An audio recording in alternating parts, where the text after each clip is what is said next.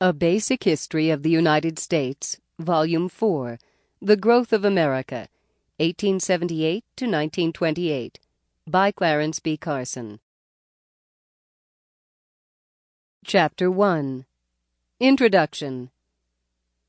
The main theme of this book is the growth and development of the United States, the filling out of the country by the settlement of the West, the subduing of the Western Indians, the building of the transcontinental railroads, and the linking of the parts of the country to one another by a network of railroads, the development of nationwide businesses, the growth of the corporate mode of organizing the production and distribution of goods, the large-scale influx of immigrants, the rise of the city to a prominent place in America, and the development of large financial institutions.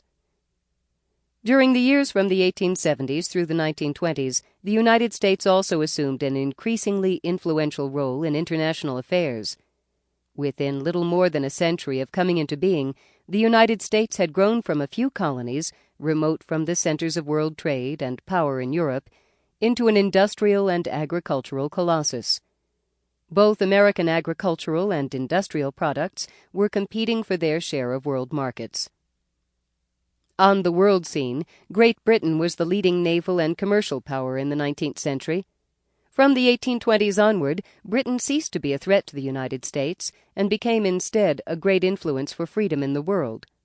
The British began to abandon mercantilistic policies in the 1820s, and by the 1850s were wholeheartedly committed to free trade.